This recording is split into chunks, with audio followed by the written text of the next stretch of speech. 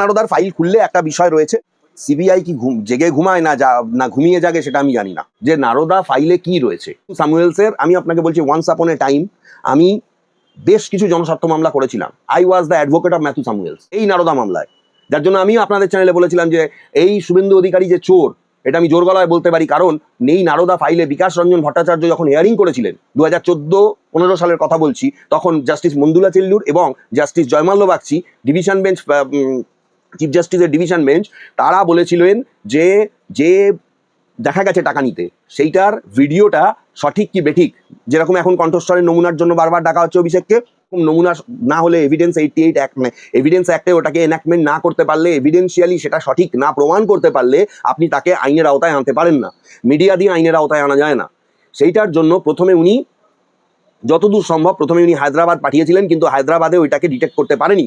পরবর্তীকালে ওটাকে পুনেতে পাঠিয়েছিলেন এবং পুনেতে পাঠানোর জন্য সেই ফাইল আনা যাওয়া এবং 4 জনের যে কমিটি গঠন করা হয়েছিল তাদের যাওয়া আসা, তার রিপোর্ট নিয়ে আসা, সমস্ত কিছু বিকাশ ভট্টাচার্য নিজের পকেট থেকে 50,000 টাকা দিয়ে বলেছিলেন যে এটা যাক for the benefit of the মানে পিপল, আমি এই টাকাটা খরচ করছি, এবং সেই টাকা তিনি হাইকোর্টের ক্যাশ রেজিস্টারে জমাও করেছিলেন। এই মামলার অনেক ঘটনা রয়েছে এবং সেই রিপোর্ট হাইকোর্টের কাউকে দেয়নি। যেহেতু আমি মামলা করেছিলাম, আমাকে সেই রিপোর্ট দেওয়া হয়েছিল, সেই রিপোর্টের কপি আমার কাছে রয়েছে, কিন্তু আমি সেটা নিয়ে মুখ খুলতে চাই না, কি আছে না আছে এখনো মামলা বিচারাধীন বিষয়। শুধু আমি এইটুকুই বলবো, ওইখানে কিন্তু অনেকের ভিডিও চলেছে এবং অনেকের ভিডিও জেনুইন নয়, তাহলে সেটা দেখে বলতে হবে এবং সেই মামলা যদি ওঠে তার বিচার হবে। তবে কি জানেন, একটা কথা বলি, যে আপনি যেগুলো বলছেন নারদা মামলার থেকেও গুরুত্বপূর্ণ মামলা হচ্ছে এই সারদা, কারণ এগুলো সাধারণ মানুষের টাকা ইনভলভ ছিল, ওখানে ম্যাথু স্যামুয়েলসের টাকা এবং ক লাখ টাকা, ওখানে 3-4 লাখ 5 লাখ টাকা। তার মানে তখন তৃণমূলের এমন অবস্থা ছিল যে তৃণমূলের একটা এমএলএ বা এমপি বা মন্ত্রী তারা 4-5 লাখ টাকাও ঘুষ নেওয়ার জন্য রেডি থাকতো। তো নারদা মামলা যদি ওঠে তার কনসিকুয়েন্সেস ভোগ করতে হবে। ওই একটা জিনিসই আছে যেটা শুভেন্দু অধিকারীর এগেনস্টে যাচ্ছে, তবে তার ভিডিও চলেছে কি চলেনি। কিন্তু এখানে একটা বিষয় রয়েছে না, আপনি বলছেন 93 সালে, তখন এই তৃণমূল কংগ্রেসের কোনো জন্ম হয়নি। এর একটু ছোট হিস্ট্রি আপনাকে বলে দিই। যা ঘটনা ঘটেছিল তখন মমতা বন্দ্যোপাধ্যায় কংগ্রেসে ছিলেন এবং এটা কংগ্রেসের লোকদের মারা হয়েছিল, সেইটা নিয়ে একটা অমর হয়ে অমরদের শহীদ স্মরণ সভা। তারপর তৃণমূল ক্ষমতায় আসার পর 21শে জুলাইটাকে একটা মিথে নিয়ে চলে গেল যে 21শে জুলাই তারা স্মরণ সভা করবে, কিন্তু দেখা গেল কার্যত লাস্ট 10 বছরে, কোভিডের বছরটা বাদ দিয়ে, সেখানে স্মরণ সভা কিছু হতো না। সেখানে কি হতো, সেখানে নাচ গান হতো, সেখানে টলিউড বলিউডদের নেতা মানে হচ্ছে যে আর্টিস্টদের ডাকা হতো, সঙ্গীত শিল্পীদের ডাকা হতো, তারা এসে গান করতেন। টলিউড বলিউডের অন্যান্য যারা আর্টিস্ট তারা এসে নৃত্য থেকে গান পরিবেশন করতেন, অভিনয় নাচ পরিবেশন করা হতো এবং ছোট বড় মাঝারি হাফ মাঝারি সমস্ত নেতা বক্তব্য দেওয়ার পর শেষে মমতা বন্দ্যোপাধ্যায় বলতেন এবং জ্বালাময়ী বক্তৃতা দিতেন, তার 90% রাজনৈতিক ভাষণ। তো 21শে জুলাই কি, এবং আপনার একটা আমার মনে হচ্ছে এই 21শে জুলাই কেন তাৎপর্যপূর্ণ, এই 21শে জুলাইকে কেন্দ্র করে প্রত্যেক বছর সিপিএম এর থেকে মামলা করা হতো। ইভেন হাইকোর্ট নির্দেশ দিয়েছিল যে ওই ব্রিগেড ময়দান পরিষ্কার করে দিতে হবে, সেই নির্দেশও তারা মানেনি।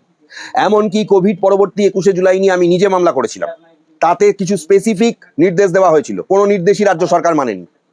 পরবর্তীকালে গিয়ে সেগুলো আমরা হাইকোর্টকে জানাই। আর আপনি যে ফাইল খোলার কথা বলছেন, 21শে জুলাই ঢালাও গভর্নমেন্টের টাকা পয়সা খরচ করা হতো, সেখানে গভর্নমেন্টের কাছ থেকে মানে স্টেট গভর্নমেন্ট সেখানে একটা বড় টাকা খরচা করতো মঞ্চ তৈরি করার জন্য, সেখানে নিরাপত্তার জন্য, এমনকি বাসে যে যাওয়া আসা বিভিন্ন ব্লকে সেইগুলো সরকার থেকে পয়সা যেত। সেই ফাইলগুলো এখন খোলা হবে। আর এই যে কোটি কোটি টাকা খরচা করা হতো, হাওড়া শিয়ালদা স্টেশনে তাদের আলাদা করে থাকার ব্যবস্থা, অন্যান্য পয়েন্টগুলোতে তাদের হচ্ছে যে রিসিভ করার ব্যবস্থা, রাত্রিবেলা খাওয়া দাওয়ার ব্যবস্থা, এতে প্রত্যেক বছর কয়েক কোটি টাকা করে খরচা হয়েছে, কয়েকশো কোটি টাকা খরচা হয়েছে। শুভেন্দু অধিকারী বলছেন, মুখ্যমন্ত্রী তিনি বলছেন যে আমফান সহ এইসব ফাইলগুলো আমরা খুলব। আমফান তো একটা বড় ইস্যু, উনি বলেছেন, আমি খুব খুশি হয়েছি। আমফান কেন বড় ইস্যু, আমি বারবার করে আপনাদেরকে আমি বলেছিলাম, মিডিয়াকে বলেছিলাম যে এদের কত বড় চিটিংবাজি। আমফান যেদিন হয়েছিল 2020 সালে, প্রধানমন্ত্রী তার 1 সপ্তাহ পরে এসে বন্যা দুর্গতদের জন্য 1000 কোটি টাকা দিয়েছিলেন। তখন নরেন্দ্র মোদী প্রধানমন্ত্রী ছিলেন, এই মমতা বন্দ্যোপাধ্যায় হচ্ছে মুখ্যমন্ত্রী ছিলেন রাজ্যের, এবং তারা পরিদর্শন করেছিলেন ওপরে প্লেন থেকে, হেলিকপ্টার থেকে, যে কিরকম কি অবস্থা, এবং 1000 কোটি টাকা দেওয়া হয়েছিল। তারপরে আমরা মামলা করি, মামলা করার বহু মামলা হয় হাইকোর্টে। আমার নিজের জনস্বার্থ মামলা, আমার মামলায় আমার এখনো মনে আছে প্রায় 500 জনের কাছাকাছি, 500 জন বলছি, প্রায় 4500 লোকের কাছাকাছি তারা অ্যাডেড পার্টি হয় আমাদের হাইকোর্টে, ক্যান অ্যাপ্লিকেশন করে অ্যাডেড পার্টি হয় যে তারা কিছু পায়নি। এই মামলা করার জন্য আমার একজন কলিগ, আপনাকে আমি বলেছিলাম যে নূর ইসলাম, ওর বাবাকে রীতিমতো থ্রেট করা হয়, কারণ তিনি ছিলেন প্রিন্সিপাল পিটিশনার এই মামলায়। খৈরুল আলম তার নাম, তার বাড়ি হচ্ছে ঢোলাহাট, দক্ষিণ চব্বিশ পরগনা জেলার ঢোলাহাটে, লক্ষ্মীকান্তপুর থেকে যেতে হয়। তো তাকে 25 জন মিলে অ্যাটাক করে রাত্রি 11:30টার সময়। তার বাড়িতে পঞ্চায়েত প্রধান থেকে শুরু করে সমস্ত লোকজন ঢোকে এবং রীতিমতো তাকে বন্দুক নিয়ে ভয় দেখায়। আমি 4বার ঢোলাহাট থানায় কল করি, কোনো অফিসার ফোন ধরেননি। অত রাতে একজন আপনাদের সাংবাদিক বন্ধু রাত্রির 12টার পরে যান, তার খবর করেন। পরের দিন আপনারা সবাই সেখানে গিয়ে খবর করেন এবং তাদেরও কারণ ওইটাই ছিল যে হাইকোর্ট থেকে মামলা তুলে নিতে হবে। উনি কোনো রকমে বাড়ির পেছনের দরজা দিয়ে বেরিয়ে সারা রাত উনি বাগানের মধ্যে বসেছিলেন এবং সেখানে তিনি তার নিজের কোনো রকমের জীবন রক্ষা করেন, নাহলে সেদিনই ওনার জীবনের শেষ দিন ছিল। তো সেই আমফান মামলা আমরা তুলিনি। তারপরে সেই মামলায় 4,500 লোক আসে। বহু মানুষকেই আমরা মানে মামলার মাধ্যমে টাকা পয়সা, যাতে আমফানের তাদের যে ক্ষতি অনুযায়ী টাকা দেওয়ার যে প্রভিশন, সেটা আমরা করতে পেরেছি। কিন্তু এই মামলায় প্রথম মিথ্যে কথা বলেছিল রাজ্য সরকার যে ওই 1000 কোটির পর কোনো টাকা পয়সা দেওয়া হয়নি।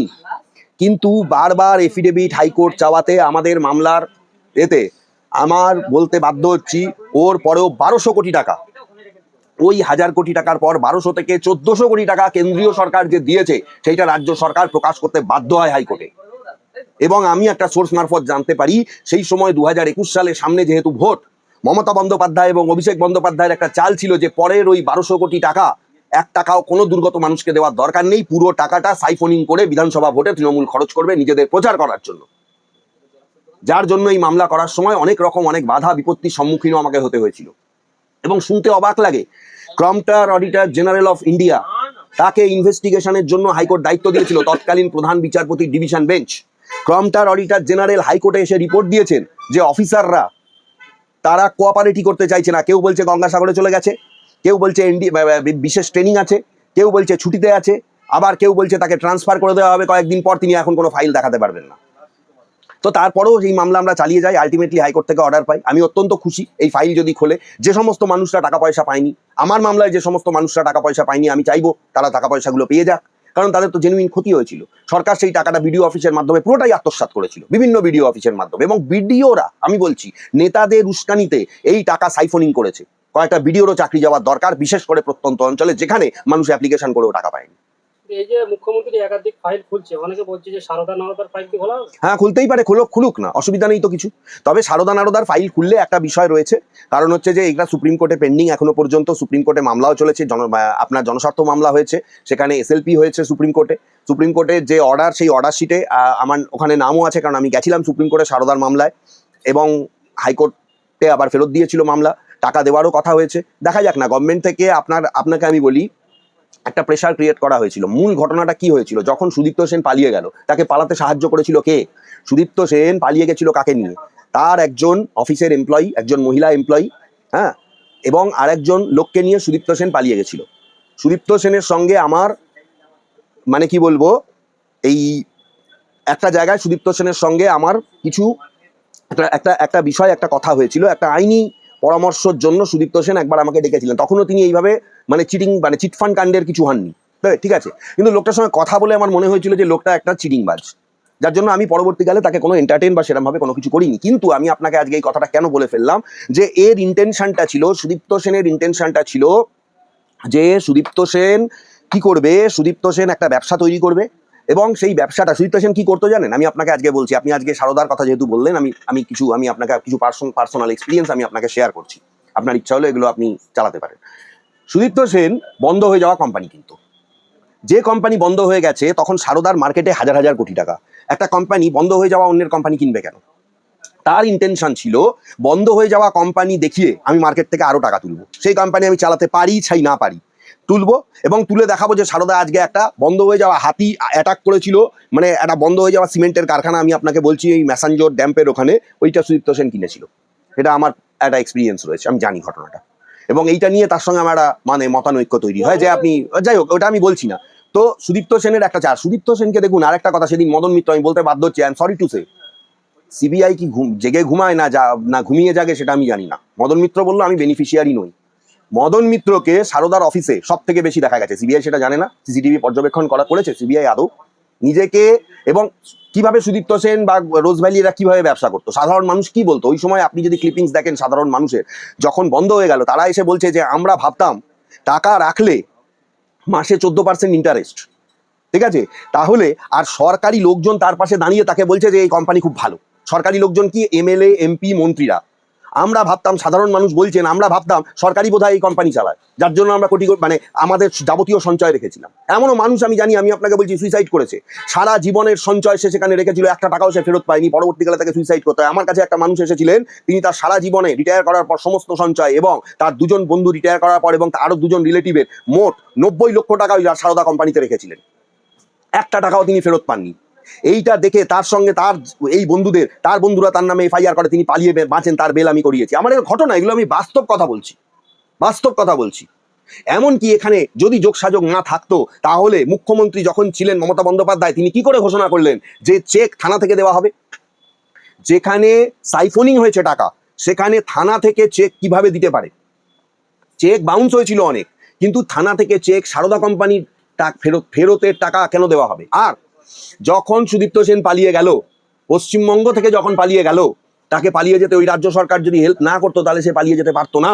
সে কোথায় গিয়ে ধরা পড়লো, তার কি ইন্টেনশন ছিল, সমস্ত কিছু ক্লিয়ার হয়ে গেছে। এখন তো সুদীপ্ত সেন জেলের বাইরে আছে। সে ধরা পড়েছিল জম্মু কাশ্মীর থেকে, সঙ্গে তার ওই বান্ধবী এবং অরবিন্দ বলে একটা ছেলে ছিল, ওর কোম্পানিতে কাজ করতো। সে তাকে গাড়িতে করে নিয়ে 14 দিন ধরে ঘুরেছিল, এখানে সেখানে, আজ দিল্লি গাড়ি করে, এখান থেকে দিল্লি গেছে, গাড়ি করে করে ওরা যেত, সিম বদলে বদলে ওরা মানে লোকজনের সাথে কন্ট্যাক্ট করতো, কারণ যাতে পুলিশ তাকে খুঁজে না পায়। লুক আউট নোটিশ যখন জারি হয়, তখন তার পরের দিনই তাদের মানে পাসপোর্ট নিয়ে পাকিস্তানে চলে যাওয়ার কথা। আমি আপনাকে বলছি সমস্ত ঘটনা। আমরা চলে যাচ্ছি, কালকে আসছি। তাহলে যদি নারদা ফাইল খোলে, যেহেতু বর্তমান যিনি মুখ্যমন্ত্রী, হ্যাঁ, তাহলে তো টাকা নিতে দেখা গেছে, কিন্তু সেটা নিয়ে তো ওপেন কোনো কিছু ডিসকাশন হয়নি। বিজেপি এটা নিয়ে প্রচার করেছে একসময়। করেছে, এখন নারদা ফাইল খুললে তার কনসিকুয়েন্সেস ভোগ করতে হবে। কিন্তু দেখুন, এইটাই তো হচ্ছে সব থেকে বড় আইরনি, যে নারদা ফাইলে কি রয়েছে। ম্যাথু স্যামুয়েলসের, আমি আপনাকে বলছি, ওয়ান্স আপন এ টাইম আমি বেশ কিছু জনস্বার্থ মামলা করেছিলাম। I was the advocate of Matthew Samuels এই নারদা মামলায়, যার জন্য আমি আপনাদের চ্যানেলে বলেছিলাম যে এই শুভেন্দু অধিকারী যে চোর, এটা আমি জোর গলায় বলতে পারি। কারণ নেই নারদা ফাইলে বিকাশ রঞ্জন ভট্টাচার্য যখন হিয়ারিং করেছিলেন 2014-15 সালের কথা বলছি, তখন জাস্টিস মন্দুলা চেল্লুর এবং justice Joymalya Bagchi division bench, chief জাস্টিসের ডিভিশন বেঞ্চ, তারা বলেছিলেন যে যে দেখা গেছে টাকা নিতে, সেইটার ভিডিওটা সঠিক কি বেঠিক। যেরকম এখন কণ্ঠস্বরের নমুনার জন্য বারবার ডাকা হচ্ছে অভিষেককে, ওই রকম নমুনা না হলে এভিডেন্স 88 অ্যাক্ট, এভিডেন্স অ্যাক্টে ওটাকে এনাক্টমেন্ট না করতে পারলে, এভিডেন্সিয়ালি সেটা সঠিক না প্রমাণ করতে পারলে, আপনি তাকে আইনের আওতায় আনতে পারেন না। মিডিয়া দিয়ে আইনের আওতায় আনা যায় না। সেইটার জন্য প্রথমে উনি যতদূর সম্ভব উনি হায়দ্রাবাদ পাঠিয়েছিলেন, কিন্তু হায়দ্রাবাদে ওইটাকে ডিটেক্ট করতে পারেনি। পরবর্তীকালে ওটাকে পুনেতে পাঠিয়েছিলেন, এবং পুনেতে পাঠানোর জন্য সেই ফাইল আনা যাওয়া এবং 4 জনের যে কমিটি গঠন করা হয়েছিল তাদের যাওয়া আসা, তার রিপোর্ট নিয়ে আসা, সমস্ত কিছু বিকাশ ভট্টাচার্য নিজের পকেট থেকে 50,000 টাকা দিয়ে বলেছিলেন যে এটা যাক, for the benefit of the মানে পিপল, আমি টাকাটা খরচ করছি। এবং সেই টাকা তিনি হাইকোর্টের ক্যাশ রেজিস্টারে জমাও করেছিলেন। এই মামলার অনেক ঘটনা রয়েছে, এবং সেই রিপোর্ট হাইকোর্টের কাউকে দেয়নি। যেহেতু আমি মামলা করেছিলাম, আমাকে সেই রিপোর্ট দেওয়া হয়েছিল, সেই রিপোর্টের কপি আমার কাছে রয়েছে, কিন্তু আমি সেটা নিয়ে মুখ খুলতে চাই না, কি আছে না আছে, এখনো মামলা বিচারাধীন বিষয়। শুধু আমি এইটুকুই বলবো, ওইখানে কিন্তু অনেকের ভিডিও চলেছে এবং অনেকের ভিডিও জেনুইন নয়, তাহলে সেটা দেখে বলতে হবে, এবং সেই মামলা যদি ওঠে তার বিচার হবে। তবে কি জানেন, একটা কথা বলি, যে আপনি যেগুলো বলছেন, নারদা মামলার থেকেও গুরুত্বপূর্ণ মামলা হচ্ছে এই সারদা, কারণ এগুলো সাধারণ মানুষের টাকা ইনভলভ ছিল। ওখানে ম্যাথু স্যামুয়েলসের টাকা, এবং ক লাখ টাকা, ওখানে 3-4 লাখ 5 লাখ টাকা। তার মানে তখন তৃণমূলের এমন অবস্থা ছিল যে তৃণমূলের একটা এমএলএ বা এমপি বা মন্ত্রী, তারা 4-5 লাখ টাকাও ঘুষ নেওয়ার জন্য রেডি থাকতো। তো নারদা মামলা যদি ওঠে, তার কনসিকুয়েন্সেস ভোগ করতে হবে। ওই একটা জিনিসই আছে যেটা শুভেন্দু অধিকারীর এগেনস্টে যাচ্ছে, তবে তার ভিডিও চলেছে কি চলেনি। কিন্তু এখানে একটা বিষয় রয়েছে, শুভেন্দু অধিকারীকে অফার করা হয়েছিল টাকা, আদৌ শুভেন্দু অধিকারী অ্যাকসেপ্ট করেছিলেন কি করেননি সেটা বলা যাবে না, আর তখন এআই এর যুগ ছিল না, সুতরাং এআই ভিডিও এটাও বলা যাবে না। এই কথাগুলো বলা যেতে পারে। আইরনি অফ দ্য ফেট, আজকে দেখুন বিজেপি ক্ষমতায় রয়েছে। আমি এটুকু বলবো, অ্যাপার্ট ফ্রম নারদা মামলা আমার থেকে বেশি ভালো এখানে কেউ জানে না। I was the advocate of Matthew Samuels, আমি আপনাকে এখনো বলছি, এবং I was talk to him. উনি আমাকে বলছে আমি কলকাতা আসতে ভয় পাচ্ছি। কেন কি, ওনাকে যখন আমি কলকাতায় ডেকেছিলাম, পুলিশ আমাদের কথোপকথন ট্যাপ করে ওনার নামে 4টে এফআইআর করেছিল। আমি সেই এফআইআর গুলো, উনি ওখান থেকে আমাকে সমস্ত, আমি ওকালতনামা পাঠিয়েছিলাম, ওখান থেকে ওকালতনামা সই করে উনি পাঠিয়েছেন, আমি তার বেলও করিয়েছি। তারপরেও উনি আসতে ভয় পাচ্ছিলেন। একদিনের জন্য উনি এসেছিলেন, কলকাতার একটা জায়গায় আমি ওনার সেফটির জন্য মামলা যেহেতু চলছে আমি বলবো না, সেখানে কোনো একটা জায়গায় আমার সঙ্গে ডেকে ওনার 1 ঘন্টা কথা হয়েছিল, দ্যাটস অল।